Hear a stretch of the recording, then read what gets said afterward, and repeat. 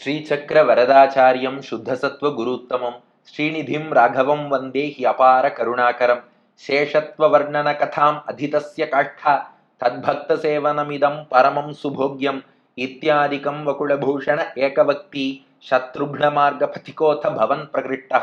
கவசம் கனெக்ட் நேயர்களுக்கு நமஸ்காரம்.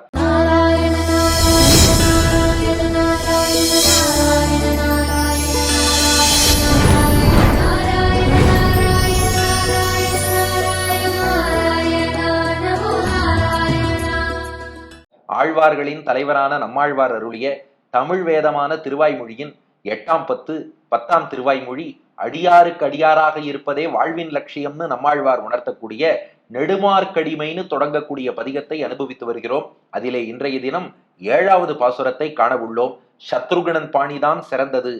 பரதனை போலவோ லக்ஷ்மணனை போலவோ நேரா பகவானுக்கு அடியாராய் இருப்பதை விட ராம பக்தனான பரதனுக்கு பக்தனாக இருந்தானே சத்ருகணன், அவன் வழியில் செல்லுங்கள் என்று நமக்கு உபதேசித்து வருகிறார் நம்மாழ்வார். இந்த அடியாருக்கு அடியாராக இருப்பதே லட்சியம்ங்கிறத உணர்த்த ஒவ்வொரு பாட்டிலும் ஒரு காரணமும் சொல்லி வருகிறார் நம்மாழ்வார். அதுல 7ஆம் பாட்டுல ஒரு காரணம் சொல்றார். என்னன்னா, இந்த உலகத்தையே படைத்தவன் பகவான். அவர் சாமானியமானவர் கிடையாது. ஒரு சாதாரண ஊர் தலைவர்னு ஒருத்தர் இருக்காருன்னு வச்சுக்கோங்களேன். அந்த ஊர் தலைவரை பார்க்கணும்னு போனாலே நேரா அவர்கிட்ட போக முடியாது. அவருக்கு ஒரு பிஏ, அவருக்கு ஒரு செக்ரட்டரி, எத்தனை பேர் மூலமா போறோம். ஏன்பா, ஒரு ஊர் தலைவனுக்கே இவ்வளவுனா மொத்த உலகத்தையும் படைத்தவர். அப்ப நான் நேரா பகவானுக்கு அடியவன்னு சொல்றது நியாயமா? அவருடைய அடியாருக்கு அடியாருக்கு அடியாருக்கு அடியார் என்று சொல்வது நியாயமா? அப்போ அவர் எவ்வளவு பெரிய ஆள்னு புரிந்து கொள்ளுங்கள். உலகத்துல பெரிய ஆள்கிட்ட போனாலே, பெரிய ஆளுக்கே இத்தனை பேர் நடுவுல இருக்காருன்னா அவர் உண்மையிலேயே பெரும் ஆளுங்கிறது பெருமாள் தான். அதனால அவருடைய அடியாருக்கு அடியாராக இருப்பதே சிறப்பு. இதை உணர்த்துவது 7வது பாசுரம். உங்கள் மனத்திரையை திறந்து கொள்ளுங்கள். காட்சி திருநெல்வேலி கருகே திருக்குருகூர் ஆழ்வார் திருநகரி, தாமிரபரணி நதிக்கரை, திருப்புடி ஆழ்வார் புளிய மரத்தடியிலே நம்மாழ்வார் நம்மையெல்லாம் அழைத்தார். பாருங்கோ, இந்த உலகியல் செல்வம், ஆத்மானுபவம், வைகுண்ட மோட்சம், ஏன் ஹைப்போதெட்டிக்கலா ஒரு பேச்சுக்கு நாராயணன்கிற பதவியை கொடுத்து என்னை தூக்கி உட்கார வச்சாலும் எனக்கு அதெல்லாம் வேண்டாம். அடியாருக்கு அடியாராக கைங்கரியம் பண்ண விரும்புகிறேன், நீங்களும் அதையே நாடுங்கள் நமக்கு சொன்னார் நம்மாழ்வார். நாமெல்லாம் நம்மாழ்வார்ட்ட ஒரு கேள்வி கேட்டோம். இதுவரை நீங்க சொன்னது புரிஞ்சு போச்சு. ஆனா போன பாட்டுல இந்த பெரிய தனிமா புகழே அப்படின்னு சொல்லி பெருமாளுடைய அளவில் அடங்காத, ஒப்பற்றதான, எண்ணிக்கையிலும் அடங்காத அந்த புகழ் மங்கள குணங்கள்லாம் இருக்கு. இத பக்தர்களின் மகிழ்ச்சிக்காக பாடுவேன் என்று சொல்கிறீர்கள். இத நேரா பெருமாள் மகிழ்ச்சிக்கே பாடலாமே. இப்ப பாட்டு பாடுறது அது என்ன, பக்தர்களை கூட்டு வச்சு பெருமாள் புகழ பாடுறேன், நீங்க மகிழணுங்கிறதுக்காக அவர் புகழ பாடுறேன்னு சுத்தி வளைச்சு பாடுறதுக்கு யார் புகழ பாடுறேளோ பெருமாளையே உட்கார வச்சு நேரா அவருக்கே பாடிடலாமே. அது எதுக்கு பக்தர்களை மகிழ்விக்கத்தான் அவர் புகழை பாட வேண்டுமா? புரிகிறதல்லவா? கொஸ்டின் புரியுறது இல்லையா? எனக்கு பெருமாளை பத்தி புகழ பாடுறேன்னா நேரா பாடி அவரையே ப்ளீஸ் பண்ணலாமே. பாடுறது பெருமாள் புகழ பாடுவேன். ஆனா யாருடைய மகிழ்ச்சிக்குன்னா, இல்ல அவர் அடியார்கள்லாம் சந்தோஷப்படணும், பாகவத கைங்கரியத்துக்காக பகவத் வைபவத்தை பாடுவேன்னா எப்படின்னு கேட்டோம். அதற்கு பதில் சொல்கிறார் நம்மாழ்வார். அதுதான் 7வது பாசுரம். பாசுரத்தை பார்த்துருவோமா? தனிமா புகழே எஞ்ஞான்றும் நிற்கும் படியா தான் தோன்றி முனிமா பிரம முதல் வித்தாய் உலகம் மூன்றும் முளைப்பித்த தனிமா தெய்வம் தளிர் அடிக்கீழ் புகுதல் அன்றி அவன் அடியார் நனிமா கலவி இன்பமே நாளும் வாய்க்க நங்கட்கே. தனிமா புகழே எஞ்ஞான்றும் நிற்கும்படியா தான் தோன்றி முனிமா பிரம முதல் வித்தாய் உலகம் மூன்றும் முளைப்பித்த தனிமா தெய்வம் தளிரடிக்கீழ் புகுதல் அன்றி அவன் அடியார் நனிமா கலவி இன்பமே நாளும் வாய்க்க நங்கட்கே. இப்ப நம்மாழ்வார் தெரிவிக்கிறார், அதெல்லாம் பெருமாள் எவ்வளவு பெரியவர் தெரியுமா? நேரா அவர்கிட்ட போய் உன் புகழ பாடுறேன்னு பாடக்கூடாது. அவன் அடியார்கள் மகிழும்படி அடியார்கள்ட்ட தான் அவன் புகழை பாடணும். இப்ப தெரிவிக்கிறார் நம்மாழ்வார், தனிமா புகழே எஞ்ஞான்றும் நிற்கும்படியா. அந்த பகவான் இந்த உலகத்தையே படைத்தவன் தெரியுமோ? இந்த உலகத்தை படைக்கும் போது எப்படி படைத்தானா, தன் புகழ் என்றென்றும் பூமியில் நிலைத்திருக்கும்படியாக உலகத்தை படைத்தான். அதான் புகழ் என்றால் பகவானுடைய கீர்த்தி, அவருடைய ஃபேம்னு அர்த்தம். அவருடைய புகழ் எப்படி இருக்குன்னா தனி மா புகழ். இந்த இடத்துல மானா சிறந்த, தனினா ஒப்பற்ற, அவருக்குத்தான் அந்த புகழ், வேற யாருக்கும் வராது. அதனாலதான் தனி புகழ். ஏன்னா இப்போ உலகத்தை படைத்தவர்னு வேற யாரும் வந்து சொந்தம் கொண்டாட முடியாது இல்லையா? இப்போ ஒரு கருணை காட்டினேன்னா கூட நானும் என் நண்பன்ட்ட கருணை காட்டினேன், பெருமாளும் பக்தர்கிட்ட கருணை காட்டினார்னு ஒரு கம்பாரிசன் பேச்சுக்கு சொல்லலாம். எப்படினாலும் பெருமாள் கருணை ரொம்ப பெருசு, நம்ம கருணை ரொம்ப மட்டம்னாலும் ஒரு பேச்சுக்கு சொல்லிக்கலாம் நானும் இப்படி பண்ணேன்னு. ஆனா புதிதாக ஒரு பொருளை உருவாக்குவதுன்னா இது இருக்கிறதுக்குள்ள ஏதோ மாறுதல்லாம் பண்ணுவோமே ஒழிய இந்த உலகத்தையே படைக்கணும்னா அதெல்லாம் நம்ம சக்திக்கு சாத்தியமே இல்லை.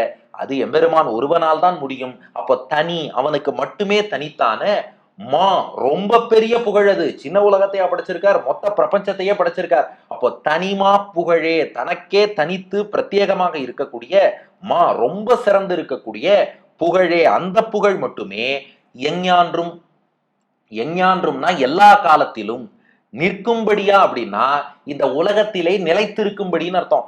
எஞ்ஞான்றும் நிற்கும்படியானா அவனுடைய அந்த புகழ் உலகத்துல எல்லா காலத்திலும் நிறைந்திருக்கான்.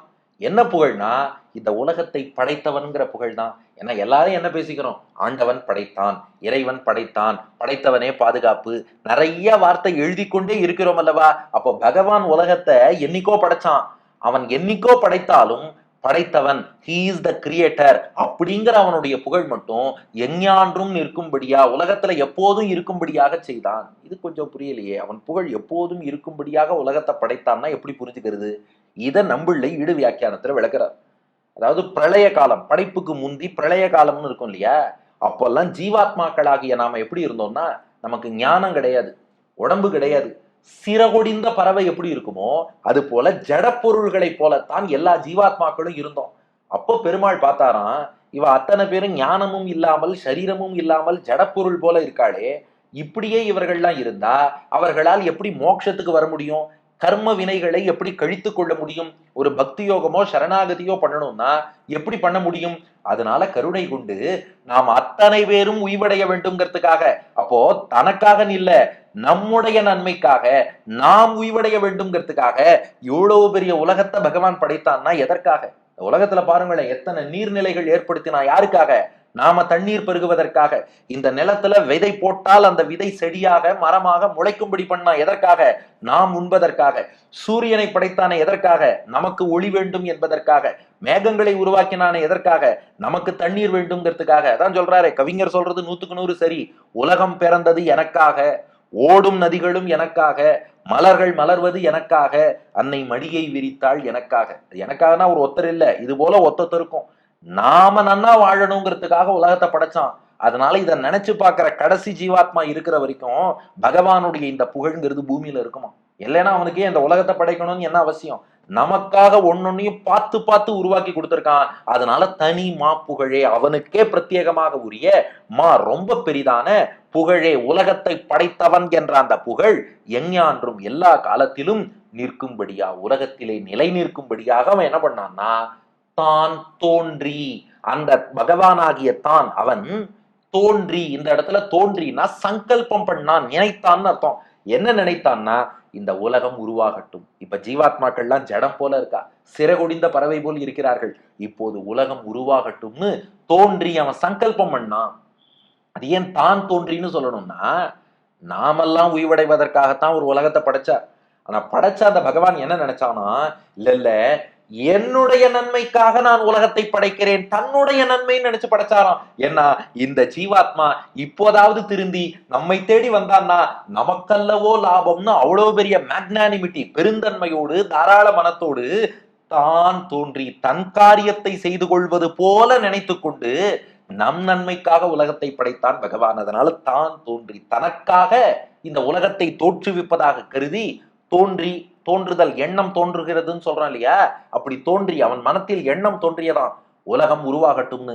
அவன் நினைச்சா உடனே நடந்துடும், சத்திய சங்கல்பன். அதனால் இந்த உலகத்தை படைத்தான். இப்ப எவ்வளவு பெரியவன் நினைச்சு பாருங்க. உலகத்தை படைத்தவன்கிற புகழ் எப்போதும் மாறாதபடி எப்போதும் நிலைக்கும்படி தான் தோன்றி ஒரு சங்கல்பம் பண்ணி உலகத்தை படைச்சான். எப்படி படைத்தான்னா பாட்டின் 2வது அடி, முனிமா பிரம முதல் வித்தாய் உலகம் மூன்றும் முளைப்பித்த. அவன் எப்படின்னா முனி, முனினா மனநசீலகா முனிகின்னு சம்ஸ்கிருதத்தில் சொல்வார்கள்.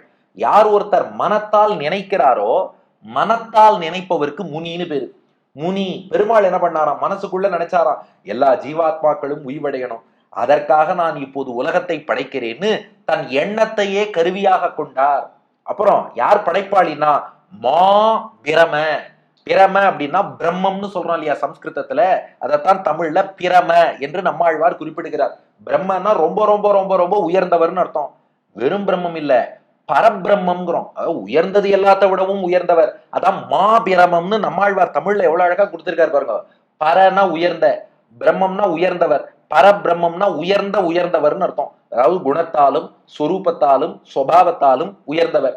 அந்த பரபிரம்மம்ங்கிறதுக்கு தமிழாக்கம் மா பிரமம். அப்போ மா அவரே பெரியவர், பிரமம் ரொம்ப ரொம்ப பெரியவர். அந்த மா பிரமம் என்ற அந்த படைப்பாளியாக தானே இருந்து முதல் வித்தாய், இந்த உலகத்துக்கெல்லாம் வித்துனா விதைன்னு அர்த்தம், முதல் வித்தாய் அவரே இருக்கிறார். அவனை வித்தாக கொண்டு விதையாக கொண்டு உலகம் வந்தது அப்படின்னா என்ன அர்த்தம்னா ரா மெட்டீரியலாவும் பெருமாளே இருந்தாருன்னு அர்த்தம். அதாவது ஒரு பொருளுக்கு 3 வித காரணம் சொல்லுவா. ஒண்ணு என்னன்னா நிமித்த காரணம்னு சொல்லி கிரியேட்டர் யார் படைப்பாளியோ அவர் ஒரு காரணம். 2 உபாதான காரணம்னு ரா மெட்டீரியல் மூலப்பொருள். 3 சககாரி காரணம் இன்ஸ்ட்ருமெண்ட்ஸ் கருவிகள். இங்க பாருங்க, முனி பெருமாள் மனசால் சிந்திக்கிறார் அல்லவா, அவருடைய எண்ணம் தான் இங்கே கருவி இன்ஸ்ட்ருமெண்டா இருக்கு. இன்ஸ்ட்ருமெண்டல் காசு எதுனா முனி பெருமாளுடைய சிந்தனை. மா பிரம, இதை படைக்கக்கூடிய படைப்பாளி யார், நிமித்த காரணம் கிரியேட்டர் யாருன்னா மா பிரம, அந்த பரபிரம்மமான அவர் தான் கிரியேட்டர். சரிப்பா, அதுக்கு மூலப்பொருள் எதுன்னா அவருக்கு சரீரமா தான் ஜீவாத்மாக்கள் ஜட பொருள்கள் எல்லாம் பெருமாளுக்கு சரீரம். தன் சரீரத்துல இருந்தே படைக்கிறதுனால முதல் வித்தாய், அந்த வித்து விதைன்னு சொல்லக்கூடிய ரா மெட்டீரியலாவும் அவரே இருக்கார். முனி அவர் தான் இன்ஸ்ட்ருமெண்ட், மா பிரம அவரே கிரியேட்டர், முதல் வித்தாய் அவரே ரா மெட்டீரியல்.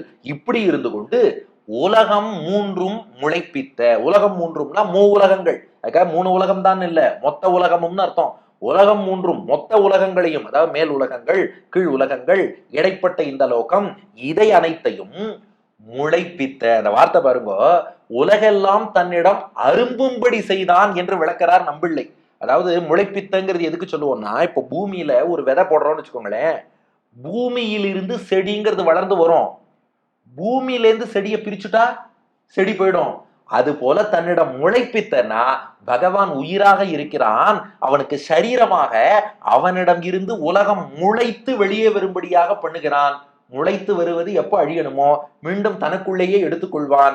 மீண்டும் அதை விதையை எப்போ முளைக்க அரும்ப வைக்கணுமோ மீண்டும் அரும்ப வைப்பான். அப்போ தன்னில் உலகம் 3ம் முளைப்பித்தவன் பகவான், அதை அப்படியே தோற்றினவன். இதத்தான் பிரம்ம பரிணாமவாதம்னு எம்பெருமானார் ராமானுஜர் அவருடைய விசிஷ்டாத்வைத கொள்கையிலே காட்டுகிறார். அத்வைதிகள் விவர்த்தவாதம்னு சொல்லுவார். அத்வைத நெறிப்படி இந்த உலகம்ங்கிறது ஜஸ்ட் சூப்பர் இம்போசிஷன். பிரம்மம்னு ஒன்னே ஒண்ணு மட்டும்தான் இருக்கு, வேற எதுவும் கிடையாது. அது மேல நாம ஏதோ சூப்பர் இம்போஸ் பண்ணி நாம ஏதோ இருக்கிறது என்று அத்தியாசம் பண்ணி பார்க்கிறோம் என்பது அவர்கள் கொள்கை. ஆனா வேதத்தின் அடிப்படையில ராமானுஜர் காட்டிய விஷயம் இல்ல, பிரம்ம பரிணாமவாதம். பகவான் என்ன பண்றான், எல்லாத்தையும் மைக்ரோ ஃபார்ம்ல தனக்குள்ள வச்சுட்டு அதை மேக்ரோவாக முளைக்க வைக்கிறான். முளைத்து எல்லாம் பெருசா வருது, மீண்டும் எல்லாத்தையும் மைக்ரோவுக்கு மாற்றுகிறான். அதைத்தான் உலகம் 3ம் முளைப்பித்த. எவ்வளவு பெரிய வேதாந்த ஆழ்வார்பாட்டுல இருக்கு பாருங்க. அப்படி உலகத்தை எல்லாம் தன்னிடம் முளைக்க வைப்பவன் பகவான், தன்னிடம் அரும்பும்படி செய்தவன் பகவான். அவர் எப்படிப்பட்டவர், 3வது அடி தனி மா தெய்வம். தனி என்றால் ஒப்பில்லாதவன் அர்த்தம். பகவானுக்கு நிகரானவர்னு யாருமே கிடையாது. மா என்றால் ரொம்ப ரொம்ப ரொம்ப ரொம்ப பெரியவர்னு அர்த்தம். அப்ப தனி ஒப்பில்லாத, மா ரொம்ப பெரிய, தெய்வம் பரம்பொருளாக அந்த பகவான் இருக்கான். அந்த பரம்பொருளான பகவான் முன்னாடி நான் போய் நின்றுட்டு நான் உன்னை பத்தி பாட்டு பாட போறேன், நான் உன்னை பாடட்டுமான்னா நமக்கு அதுக்கெல்லாம் கை காலே உதறிடும் இல்லையா.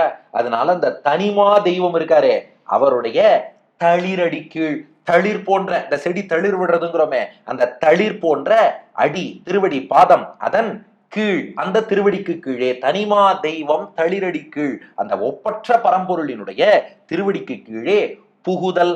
புகுதல்னா சரணாகதி செய்தல், அடிமை செய்தல், அடிமை புகுதல்னு அர்த்தம். தளிரடி கீழ் புகுதல், அந்த பெருமாள் திருவடிக்கு கீழே நேரே போய் அடிமை செய்வது, தொண்டு செய்வதை அன்றி. அன்றினா அதை விட்டுட்டுன்னு அர்த்தம். அப்படி நேரா பகவான்கிட்ட போகாமல் அவன் அடியார், நாம யார்கிட்ட போகணும்னா அவனுடைய அடியார்களிடம் தான் போகணும். அவர் எவ்வளவு பெரியவர்னு புரிஞ்சு போச்சு, தனிமா தெய்வம்னு. அதனால தளிரடி கீழ் புகுதல் அன்றி, அவன் திருவடிக்கு கீழ் நேரா போவதை அன்றி, அதை விட்டுட்டு அவன் அடியார். நாம என்ன பண்ணணும், நமக்கு ஏற்றது என்னன்னா நேரா அவன் அடியார்கள்ட்ட வரணும். அடியார்களை முன்னிட்டு கொண்டுதான் பகவானிடம் செல்ல வேண்டும்.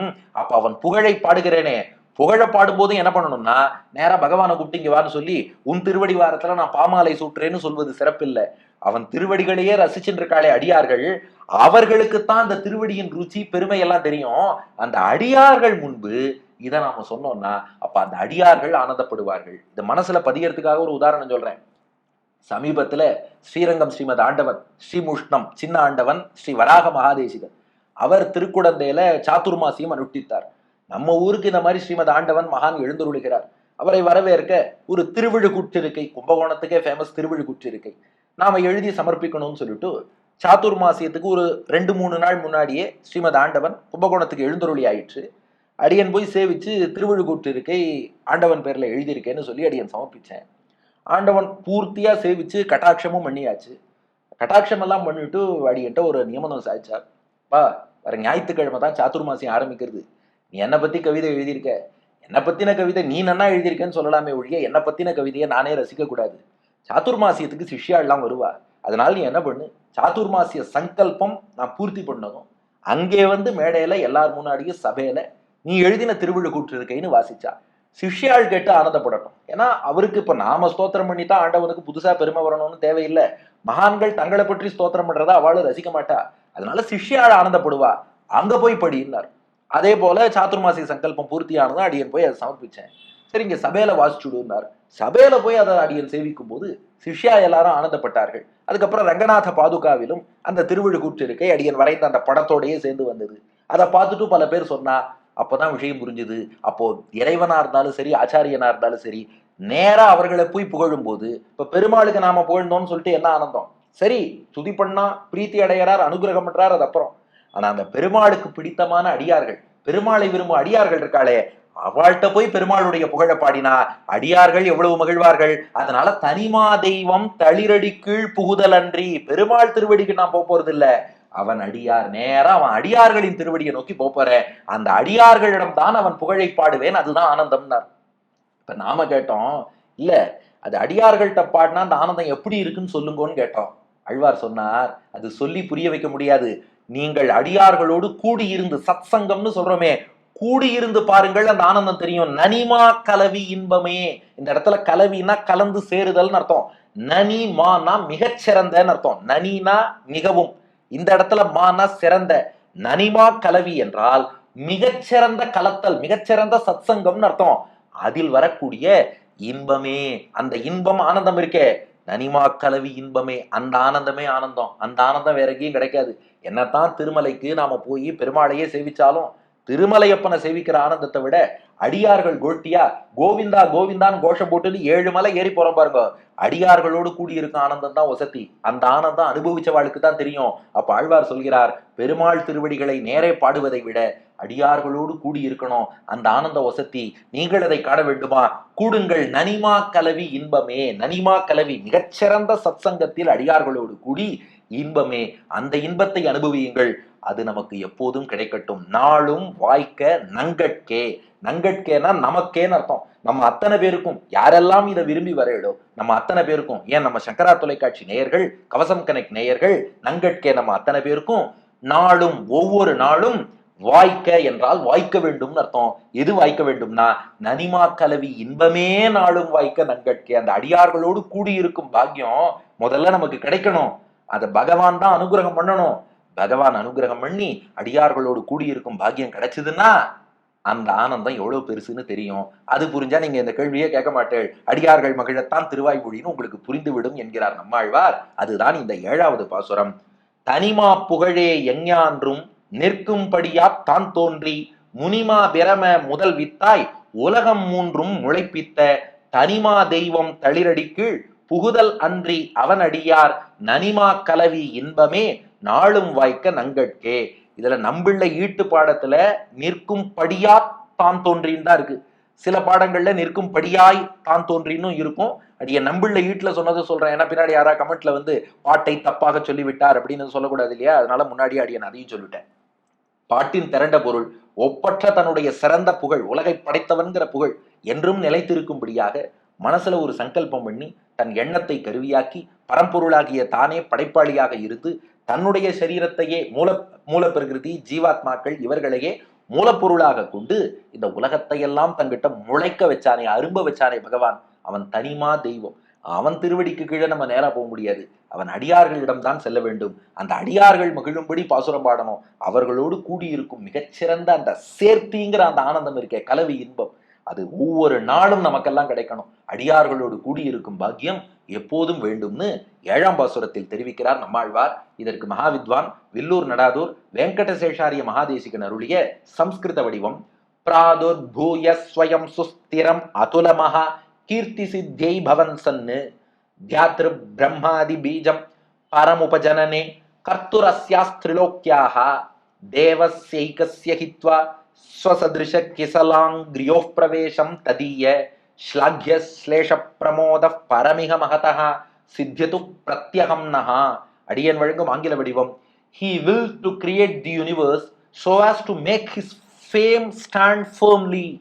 He thought and became the seed for the three worlds to grow in him. Rather than resting under the feet of this unparalleled Lord, I choose to be blessed forever with the boon to mingle with his devotees. Let us all be blessed with that என்பது இதற்கான ஆங்கில வடிவம். இனி இதற்கு அடுத்த பாசுரம் அடியாருக்கு அடியாராக இருப்பதற்கு மேலும் ஒரு பெருமையை சொல்லப் போகிறார் நம்மாழ்வார். அடுத்த பகுதியில் காண்போமா? நம்மாழ்வார் திருவடிகளே சரணம், எம்பெருமானார் திருவடிகளே சரணம்.